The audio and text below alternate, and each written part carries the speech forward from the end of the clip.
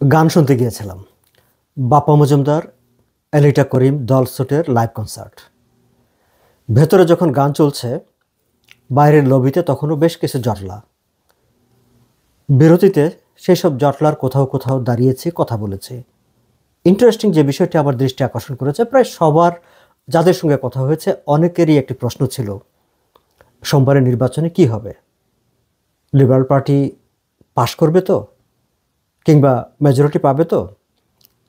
অনেকের প্রশ্ন ছিল যে পিয়ারে পোলিয়া শেষ পর্যন্ত দলকে ক্ষমতায় নিয়ে যেতে পারবেন কি না। দর্শক, সর্বশেষ কবে, কখন, কোথায় এই টরন্টোতে কোনো বাঙালি আড্ডায় এভাবে কানাডিয়ান রাজনীতি নিয়ে আলোচনা হয়েছে, প্রশ্ন হয়েছে, পরস্পর কথাবার্তা বলেছেন?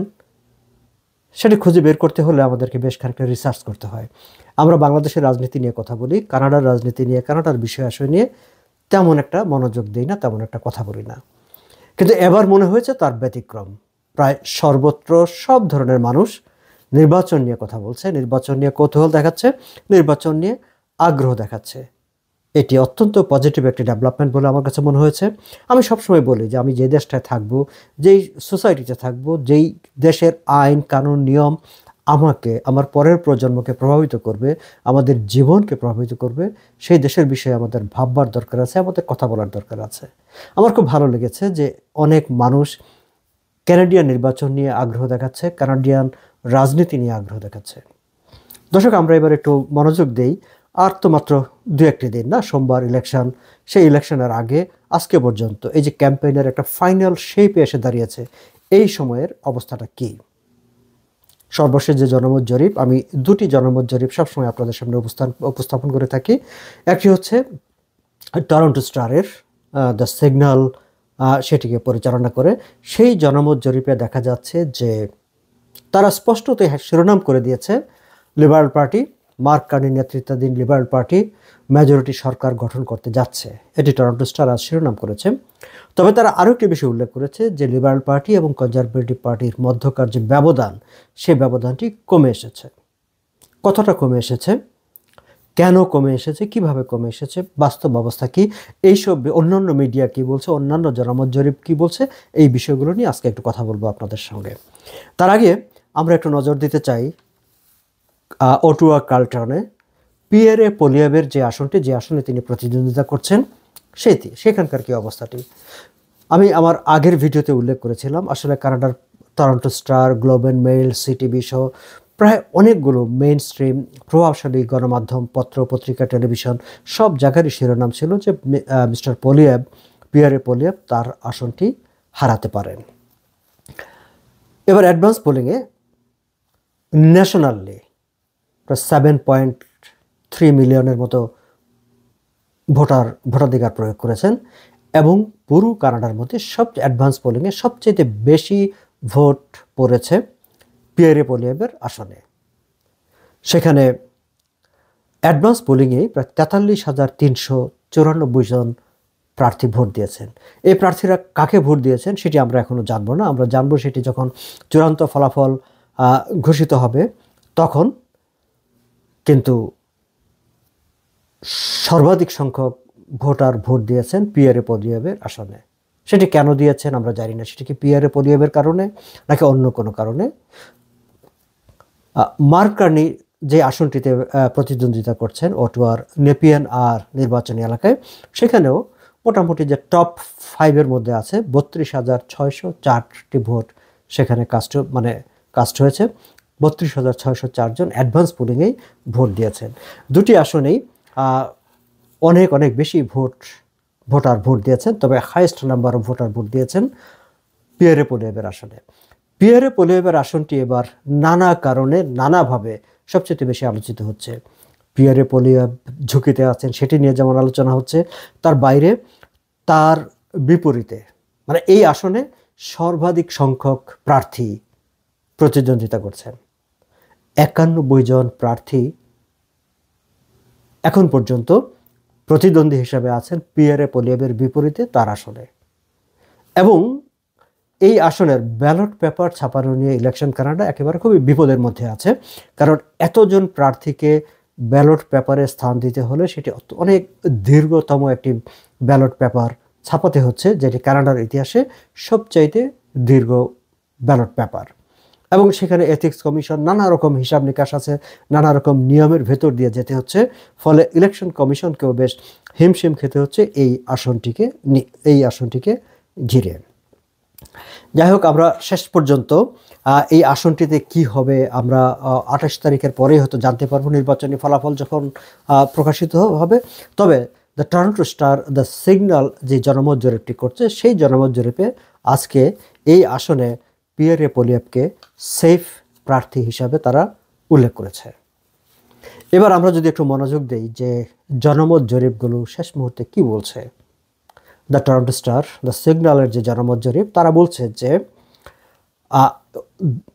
প্রধান এই দুটি প্রতিদ্বন্দ্বী দলের মধ্যকার যে গ্যাপ, তারা যদিও মার্ক কার্নির নেতৃত্বে লিবারেল পার্টি মেজরিটি আসন নিয়ে সরকার গঠন করছে বলে পূর্বাভাস দিয়েছে, অলরেডি অলমোস্ট ঘোষণায় দিয়ে ফেলেছে, কিন্তু তারা বলছে যে দুটি দলের মধ্যে ব্যবধান কমে এসেছে।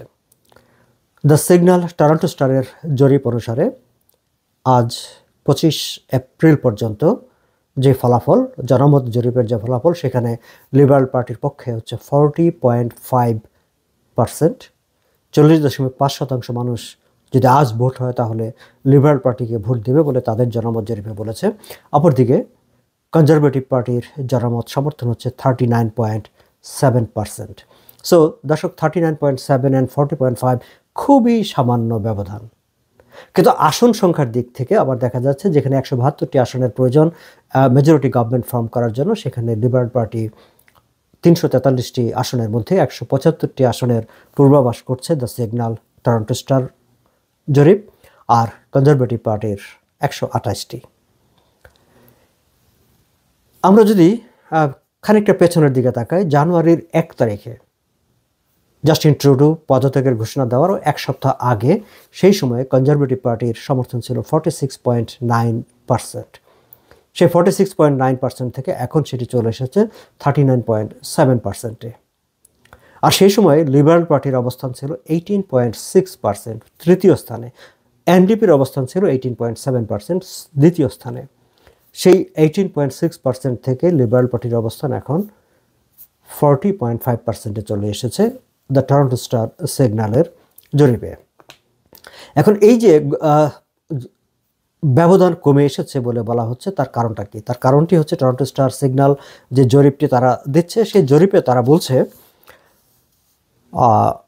অন্টারিওতে এনডিপির সমর্থন খানিকটা বেড়েছে, এবং এনডিপির সমর্থন খানিকটা বাড়ার কারণে সেখানে লিবারেল পার্টির অবস্থান সামান্য কমেছে। অপরদিকে কুইবেকে ব্লক কুইবেকর তাদের সমর্থন ওখানে খানিকটা কমেছে, এবং সেখানে তাদের কমার কারণে লিবারেল পার্টির ওখানে আবার বেড়েছে। ফলে সামগ্রিকভাবে এই গ্যাপটা কমে এসেছে।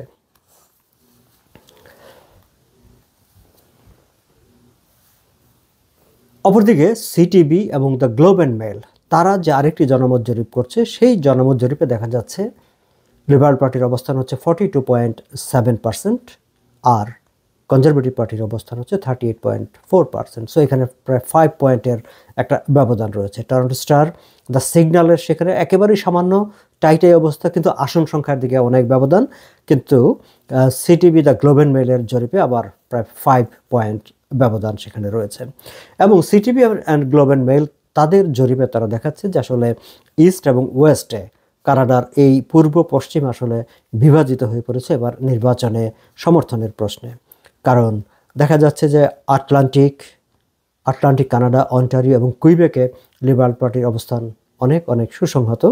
অপরদিকে প্রেরি এবং ব্রিটিশ কলাম্বিয়া এলাকায় কনজারভেটিভ পার্টির অবস্থান সবচেয়ে বেশি। আরও একটি সার্ভে হয়েছে, কারা মানে নাগরিকদের মধ্য থেকে আসলে কারা কোন পার্টিকে বেশি সমর্থন করছেন, এবং ন্যানোস রিসার্চ এই জরিপটি করেছে। এবং এই জরিপে দেখা যাচ্ছে ইমিগ্রেন্টদের মধ্যে ফার্স্ট জেনারেশন ইমিগ্রেন্ট এবং সেকেন্ড জেনারেশন ইমিগ্রেন্ট, এই দুটি গ্রুপে আসলে লিবারেল পার্টির প্রতি সমর্থনটা বেশি, 47%, এবং কনজারভেটিভের প্রতি 37%। ফার্স্ট অ্যান্ড সেকেন্ড জেনারেশন ইমিগ্রেন্টরা সামহাউ লিবারেল পার্টিকে বেশি পছন্দ করছে বা কমফোর্ট ফিল করছে লিবারেল পার্টির সরকারের ব্যাপারে। আবার নেটিভ ক্যানাডিয়ানদের এমনিতে একটা ধারণা আছে যে নেটিভ ক্যানাডিয়ানরা লিবারেল পার্টিকে পছন্দ করে না বা নেটিভ ক্যানাডিয়ানরা কনজারভেটিভ পার্টিকে বেশি সমর্থন করে, কিন্তু নানুসের যে রিসার্চ, সেই রিসার্চে দেখা যাচ্ছে আসলে নেটিভ ক্যানাডিয়ানদের মধ্যে একেবারেই প্রায় সমান সমান অবস্থা। সেখানে 40.6% হচ্ছে লিবারেল এবং 40.5% হচ্ছে কনজারভেটিভ পার্টি। ফলে সামগ্রিকভাবে এই জনমত জরিপগুলোকে যদি আমরা বিশ্লেষণ করি বা জনমত জরিপগুলোকে যদি আমরা বিবেচনায় নেই, সেক্ষেত্রে দেখা যাচ্ছে যে প্রায় সর্বক্ষেত্রে আসলে মার্ক কার্নি এবং লিবারেল পার্টির প্রতি ইন জেনারেল সাপোর্টটা এবারের বেশি। তবে কনজারভেটিভ পার্টির সমর্থকরা আরও একটি কথা তারা আলোচনায় আনার চেষ্টা করছেন। তারা বলছেন যে সব সময় জনমত জরিপে যে তথ্য, যে চিত্র দেখা যায়, বাস্তবের চিত্র কখনো কখনো ভিন্ন রকমও হয়ে যায়, যেটি অন্টারিওতে ডাকফোর্ডের আগে রাফফোর্ডের নির্বাচনের সময়, সেই সময় দেখা যাচ্ছিল যে জনমত জরিপে তিনি একেবারে কোনো বিবেচনাই নেই, কিন্তু শেষ পর্যন্ত তিনি নির্বাচিত হয়েছিলেন।